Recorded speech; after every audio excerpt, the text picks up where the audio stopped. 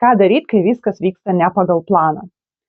Kartais mes visi turim tokių dienų arba savaičių, kai viskas vyksta ne pagal planą, kai kažkas atsideda, kai planai keičiasi ne dėl mūsų kalties arba kai kažką, ką planavai, sugriuvo dėl kažkokių kitų išorinių aplinkybių arba teko atidėlioti kai kurios planus dėl sveikatos. Man buvo labai sunki praeitą savaitę dėl to, kad turėjau problemų su sveikata, negalėjau nei dirbti, nei filmuoti video dėl to, kad atrodžiau šitaip. Ir dar kai kurie planai turėjo atidėlioti dėl išorinių aplinkybių, nesusijusių su manim. Taip tiesiog kartais būna ir aš nusprendžiau padaryti šitą video, kaip neuždepresuot, kai viskas vyksta ne pagal planą. Ir dabar, aišku, disclaimeris, kad šitas video yra tiesiog draugiška palaikymo grupė. Jeigu jums šiuo metu jos reikia, tai pasilikit čia. Jeigu jūs jaučiat, kad jums reikia kažkokios rimtesnės pagalbos, tai kreipkitės pas specialistus. Čia, kaip aš jau pasakiau, draugiška palaikymo grupė. Visiems hi, aš esu Viktorija ir welcome arba welcome back į mano kanalą. Čia mes leidžiam laiką su Talku. Taigi, pirmas patarimas, kaip neuždepresuot ir nustoti spiraling, kai viskas vyksta ne pagal planą, tai yra, aišku, iškvėpt ir tiesioginė ir perkeltinė prasme ir nustot galvot apie tai, kas įvyko. Vietoj to sukoncentruoti visą savo dėmesį į dabartinę situaciją. Tai yra panagrinėti, ką tu gali daryti dabar. Negalvoti apie tai, kad dabar taip atsitiko, dabar šito ir šito negaliu daryti, dabar dėl šitų priežasčių ten kažkas atsidėliojo arba kažkokie planai, tarkim, galbūt jūs planavot kažkokią kelionę ir ne dėl jūsų, o dėl draugų arba dėl kažkokių finansinių aplinkybių teko viską atšaukti, perkelti arba atvirkščiai. Tarkim, kai mano situacijoje dėl sveikatos priežasčių teko daug ką nustumti toliau arba kai kurių dalykų iš viso atsisakyti. Tai tokiu atveju negalvoti apie tai, kas jau įvyko, o koncentruotis į dabartį. Ką aš galiu daryti dabar? O tai yra, jeigu, tarkim, atsidėliojo kažkokie planai ir vietoj to, kad galvoti, kad kaip gaila, kad tai neįvyko, toliau gailėti savęs, toliau visą tai išgyventi iš naujo, galvoti apie tai, kad gerai, pas mane dabar atsilaisvino laikas ir kaip aš jį panaudosiu. Ką aš galiu padaryti, tarkim, galbūt kažką, ko seniai negalėjau daryti. Galbūt galiu kažką padaryti, ką ilgą laiką atsidėliodavau, bet dabar atsirado laisva savaitė. Arba jeigu jūs matot, kad kažkokie planai tiesiog neįvyko laiku ir dabar teks kažkaip viską perdėlioti, tai tiesiog galvoti ne apie tai, kad jeigu aš ten būčiau praeitą savaitę padarius kažką anksčiau arba priėmus kažkokį kitą sprendimą, dabar aš nebūčiau šitoje situacijoje. Ne.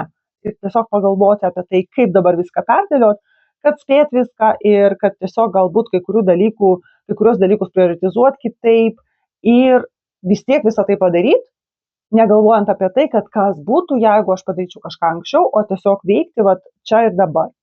Žodžiu, kurk naujus planus.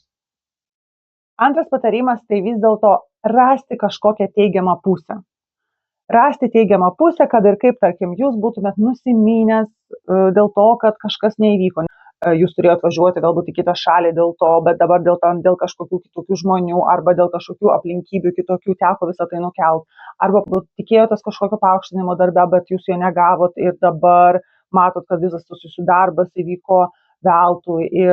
Ir raskit tame teigiamos pusės. Pagalvokit apie tai, kokias pamokas jūs dabar galit savo išmokti ir kokios patirties jūs iš to galit gauti. Ir jeigu kažkokie planai tiesiog buvo atšaukti ir atsirado daugiau laisvo laiko, tai pagalvokit, kaip jūs galite tiesiog šitą laisvą laiką panaudoti savo malonumui. Ne šiaip, kad atsirado laisvo laiko, tai dabar daugiau padirbsiu. O būtent atsirado tas laisvas laikas, kurio galbūt seniai neturėjau savo ir pabandykite tiesiog rasti kažkokią teigiamą pusę iš to, kad kažkas įvyko ne pagal planą. Dar vienas patarimas tai būtų vis dėlto padaryti pertrauką. Tarkim, jeigu tu jauti, kad tu dirbi arba kažką darai, planuoji ir viskas vis tiek įvyko ne pagal planą, o tu tiek pastangų įdėjai ir dabar atrodo, visai nelaikas pertraukai daryti. Atvirkščiai, reikia padaryti truputį, aš nesakau, kad dabar mėnesį pertraukos, ne, bet padaryti kažkokią pertrauką, galbūt leisti savo turėti kažkokią vieną dieną išeiginę nuo visko, nuo darbo ir nuo savo reikalų, galbūt susitikti su draugais, galbūt pamaloninti save kažkaip, galbūt leisti savo ir kūnų, ir savo nervinį sistemą truputį persikrauti ir pailsėti. Tai jeigu kažkas vyko ne pagal planą, bet yra tokia galimybė, raskit laiką savo poilsiui. Raskit tiesiog laiką savo, padaryti kažką, kas malonu būtent jums ir negalvokit apie tai, kad kažkas įvyko ne pagal planą. Ir jau įvyko ne pagal planą ir nuo to, kad jūs dar vieną dieną paimsit laisvą, pailsėti, perkrauti savo galvą, nuo to nieko nepasikeis, nes jau yra kaip yra. Ir ypač jeigu, tarkim, atsitiko kaip mano atveju, kai susirgau ir teko tiesiog viską atšaukti ir ten turėjau daugiau dirbti ir nesigavo, ir nefilmavau video, ir kitus reikalus, kitus savo įsipareigojimus irgi teko sustabdyti. Ir tai yra tiesiog buvo, kaip taip atsitiko, tiesiog atrodė kažkaip keista ir aš kurį laiką negrįžau darbą, bet pagaliau atsirado geri orai Anglijoje ir aš tiesiog radau laiko pailsėti, radau laiko padaryti dalykus namie, netgi namie būdama, tuos dalykus, kuriems niekada nerasdavau laiko, bet šitas laikas atsirado ir aš tiesiog pagalvojau, kodėlgi ne, aš padarysiu, tai kas yra mano sąraše ne pirmoje vietoje, bet šitie dalykai yra atlikti ir man irgi nuo to malonu ir aš žinau, kad kai kurie dalykai dabar yra išbraukti ir faina. Dar vienas patarimas tai yra pakalbėti su kažkuo, kuo pasitiki.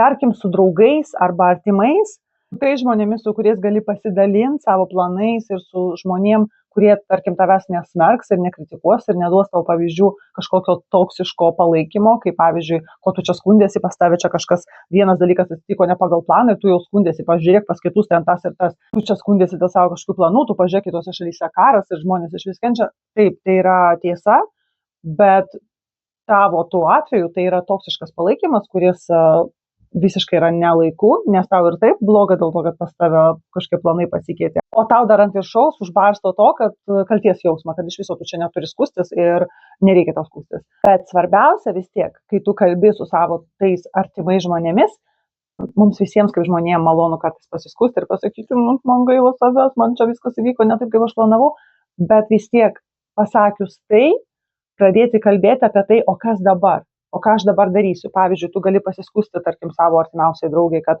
žinai, va čia ir čia dabar vyko viskas ne pagal planą ir taip viskas blogai, bet, žinai, ką aš sugalvoju, aš darysiu tą ir tokiu būdu tu gausi ir palaikymo iš artimo žmogaus, bet ir kalbėsi ne vien apie visą šitą negatyvų aspektą, bet ir apie tai, kasgi toliau, kągi aš toliau darysiu, aplink ką aš dabar statysiu savo planus, ką aš dabar veiksiu, kaip aš dabar keisiu savo planą.